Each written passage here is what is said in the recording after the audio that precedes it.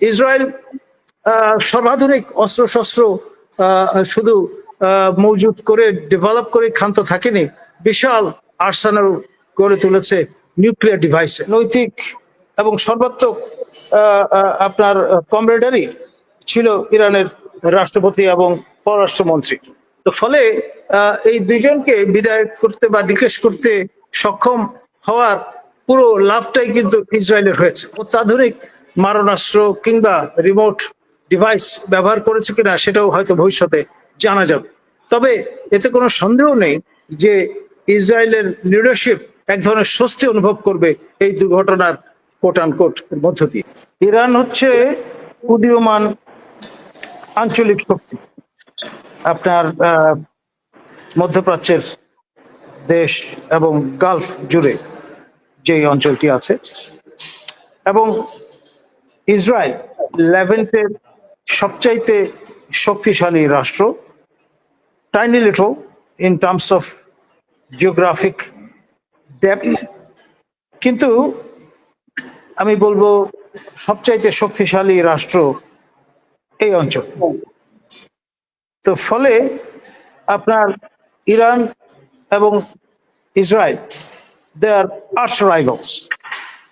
তাদের যে প্রভাব বলয় তা বিস্তৃত করবার যে প্রয়াস, সেই নিরিখে আপনার ইরান যেমন প্রক্সি দাঁড় করিয়েছে, হিজবুল্লাহ আপনার লেবাননে, হুতি ইয়েমেনে, বা হামাস গাজাতে, ঠিক তেমনি ইসরায়েলও কিন্তু বালুচিস্তানে শিখণ্ডী দাঁড় করিয়েছে, কুর্দি স্থানে কুর্দিদের শিখণ্ডী হিসেবে দাঁড় করিয়েছে, মুজাহিদিনে খালক বা তুদে থেকে বেরিয়ে যারা এক্সট্রিম অবস্থানে চলে গেছেন বাম ধারার ইরানি গোষ্ঠীগুলো, তাদের মদত প্রদান করছে। তো ফলে এটা একটা প্রক্সি ওয়ার চলছিল অনেকদিন ধরেই। তবে আমাদের ভুলে গেলে চলবে না, এই 10 বছর ধরে গালফে যে যুদ্ধ হলো, ঘাতি যুদ্ধ ইরাক এবং ইরানের মধ্যে, এই পুরো সময়টায় শাহের আমলে ক্রয় করা আপনার যে অস্ত্র, যুদ্ধ বিমান, এগুলোর স্পেয়ার পার্টস এবং গোলা বারুদ মার্কিন যুক্তরাষ্ট্র সরবরাহ করতে অস্বীকার করেছে।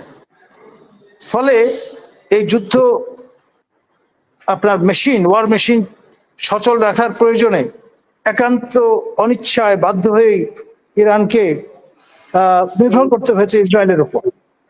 ফ্যান্টম যে বিমানগুলো, তার স্পেয়ার পার্টস, তারপরে যেই ট্যাঙ্ক বলুন বা অন্যান্য সাজোয়া বহর বলুন, সবকিছুর স্পেয়ার কিন্তু ইসরায়েল সরবরাহ করছে এক ধরনের বার্টার আপনার এক্সচেঞ্জের মধ্য দিয়ে।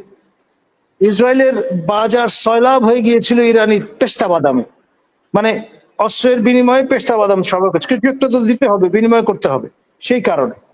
এবং ওই যে বিষয়টা, সেটা হচ্ছে ট্র্যাক 2, অর্থাৎ বিহাইন্ড দ্য কার্টেন এই কাজগুলো, লেনদেনগুলো হয়েছে। এর বিপরীতে অফিসিয়ালি আপনার ইসরায়েলের ধ্বংস বরাবর কামনা করে এসছে ইরানের স্পিরিচুয়াল লিডারশিপ। এবং মনে রাখতে হবে যে ইরানে যে বিপ্লব সংগঠিত হয়েছিল, সেখানে ফ্রেঞ্চদের একটা সম্পৃক্ততা ছিল। আপনার আয়াতুল্লাহ রুহুল্লাহ খোমেনি, যিনি সুপ্রিমো লিডার, তিনি কিন্তু ইরাক থেকে বিতাড়িত হয়ে ফ্রান্সে আশ্রয় নিয়েছিলেন বা আশ্রয় পেয়েছিলেন, রাজনৈতিক আশ্রয়, এবং সেখান থেকে নেমে তিনি শেষ অবধি আপনার এই সাফল্যের সঙ্গে শাহের রেজিমকে পরাভূত করে ক্ষমতায় করেছিলেন, এবং ডে টু ডে যে অ্যাডমিনিস্ট্রেশন, তার দায়িত্ব কিন্তু তিনি নেননি। তার বদলে স্পিরিচুয়াল সুপ্রিম লিডার হিসেবে আবির্ভূত হন এবং নতুন একটি স্ট্রাকচার গড়ে তোলেন। আর এর ফলে যে কাঠামোটি গড়ে ওঠে, সেটি মূলত আপনার এক্সপোর্টেবল একটা আইটেমে রূপান্তরিত হয়।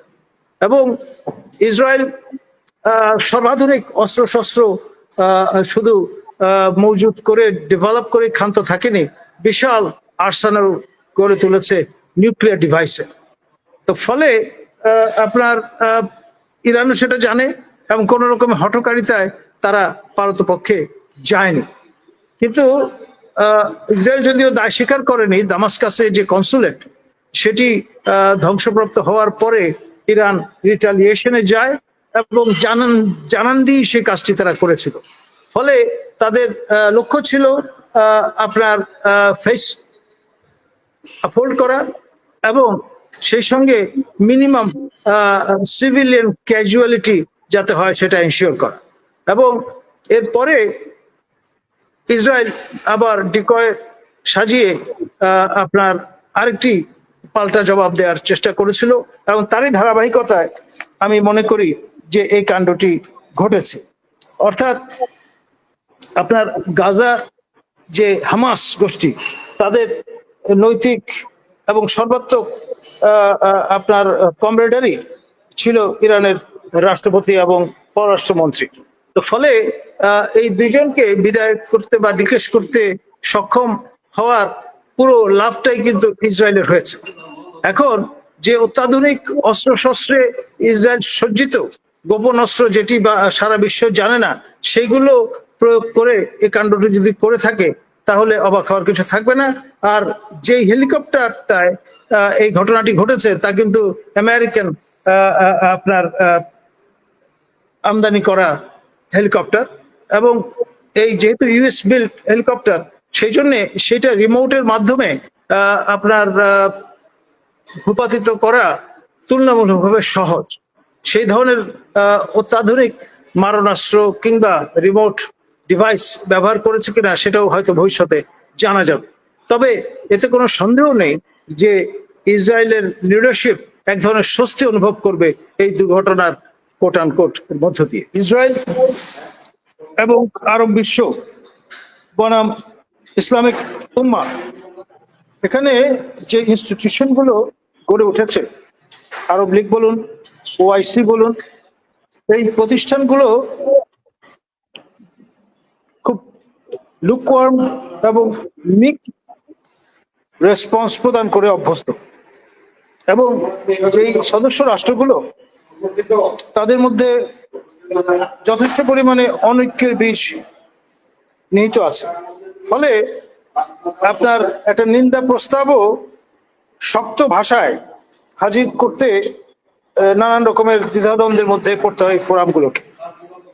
আর আপনার ইসরায়েল দীর্ঘদিন ধরে যে ক্রাউডটা এনজয় করতো দ্য ওয়েস্টার্ন ওয়ার্ল্ড, সেটাতে সম্প্রতি হয়তো নানান রকমের ফাটল ধরেছে, কিন্তু till today they have clear control over the money market, over the media and the armament industry.